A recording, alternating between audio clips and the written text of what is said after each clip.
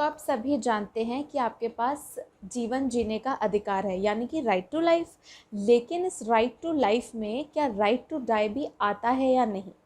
So hello everyone, मेरा नाम उर्वशी त्यागी है और आज हम डिस्कस कर रहे हैं कि क्या राइट टू लाइफ में राइट टू डाई भी आता है या नहीं आता।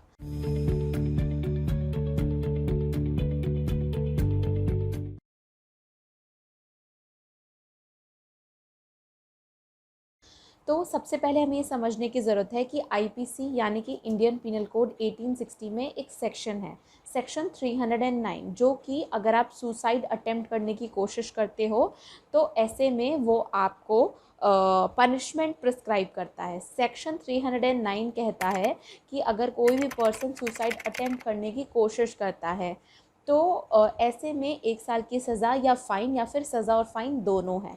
लेकिन यहाँ पर हमें समझने की ज़रूरत है कि इस सेक्शन को ओवरशैडो कर दिया है सेक्शन 11 ने मेंटल हेल्थ केयर एक्ट के। ये मेंटल हेल्थ केयर एक्ट आया 2017 में। लेकिन सवाल ये उठता है कि ये section 11 mental health care act का क्या कहता है। तो सेक्शन 11 कहता है कि हर मेडिकल ऑफिसर इंचार्ज की ड्यूटी है एक ऐसा पर्सन जो कि ऑलरेडी सफ़र कर रहा है, उसको प्रॉपर केयर एंड प्रोटेक्शन देना और उसकी अच्छे से केयर करना और उसको प्रॉपर ट्रीटमेंट देना। तो ये जो सेक्शन 11 है मेंटल हेल्थ केयर एक्ट का, ये एक तरीके से ओवरशैडो कर देता है सेक्शन 309 ऑफ आईपीसी को। और इसी के साथ अब सवाल दोबारा से हम आते हैं कि क्या right to die right to life में आता है या नहीं आता। इसके लिए इस क्वेश्चन को समझने के लिए हम 2 केस लॉज देखेंगे। पहला है P रतनाम versus union of India. तो ये केस हुआ 1994 में। इसमें एक औरत ने सुसाइड करने की कोशिश करी और ये लेडी जो थी ऑलरेडी इसके अगेंस्ट जो है वॉयलेंस और अब्यूज़ हुआ था। तो ऐसे में कोर्ट को लगा कि इसको अगर हम सेक्शन 309 के अंदर पनिश करेंगे तो ये तो इसके लिए और भी प्रॉब्लमेटिक हो जाएगा। तो कोर्ट ने उस विमेन को पनिश नहीं किया, सेक्शन 309 ऑफ आईपीसी के अंडर कॉन्विक्ट नहीं किया। और कोर्ट ने बोला कि हम इस वुमेन को जो है रिलीफ देंगे क्योंकि इसको प्रॉपर केयर और प्रोटेक्शन की भी ज़रूरत है और ऐसे में हम इसको पनिश नहीं कर सकते। और साथ ही साथ ये भी सुप्रीम कोर्ट ने ऑब्जर्व किया कि जो सेक्शन 309 है जो कि सुसाइड के अटेम्प्ट की पनिशमेंट प्रिस्क्राइब करता है और फाइन देता है, ये जो है गलत सेक्शन है और ये सेक्शन सही नहीं है। ये उन लोगों के अगेंस्ट और ज़्यादा प्रॉब्लम क्रिएट करता है जो ऑलरेडी ऐसी मेंटल स्टेट में है कि वो सुसाइड कमिट कर रहे हैं। उसके बाद 2 साल बाद यानी कि 1994 से 2 साल बाद 1996 में होता है ज्ञान Kaur versus state of Punjab का केस। अब इस केस में क्या था कि जो ये लेडी है ज्ञान कौर ने अबेटमेंट ऑफ सुसाइड करी, यानी कि एक पर्सन की मदद करी, प्रेरित करा उसको सुसाइड करने के लिए। और इस लेडी ने ये आर्ग्यूमेंट दी कि मैंने तो उस पर्सन की हेल्प करी है और राइट टू सुसाइड उसका था, राइट टू डाई उसका था। पी रतनाम को कोट करते हुए ज्ञान कौर ने कहा कि मैंने तो उसका अधिकार को उसको मदद करी है, उसके राइट को एग्जीक्यूट करवाया है, तो मेरे पे किसी भी तरीके की पनिशमेंट या मेरे पे किसी भी तरीके की ऑब्लिगेशन नहीं आती है।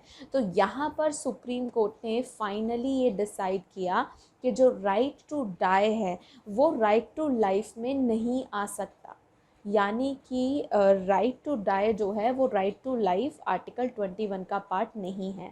और ये जो पी रतनाम का केस हुआ था यहाँ पर इसको बहुत ज़्यादा कोट करा था ज्ञान कौर ने और इसी के बेसिस पे ये आर्ग्यू किया था कि क्योंकि आर्टिकल सेक्शन 309 जो है वो गलत है और इस वजह से अगर कोई पर्सन सुसाइड करने की कोशिश करता है तो वो अपना राइट जो है वो प्रैक्टिस कर रहा है और अगर मैंने सुसाइड की अबेटमेंट करी है तो मैंने तो उसका राइट एग्जीक्यूट करवाने में मदद करी है।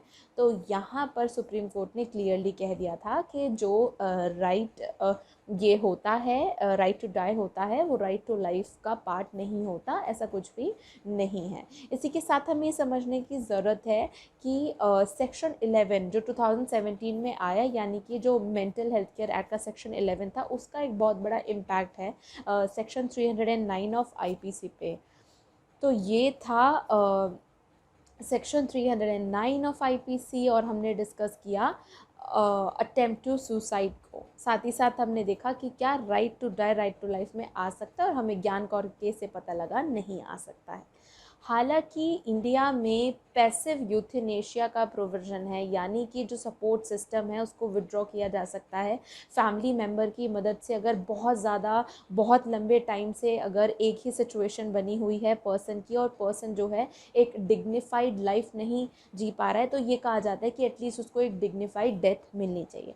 हालांकि अगर आपका कोई स्पेसिफिक क्वेश्चन या क्वेरी है तो आप हमें कमेंट बॉक्स में भी टाइप कर पूछ सकते हैं। So I hope you like this video. Thank you very much.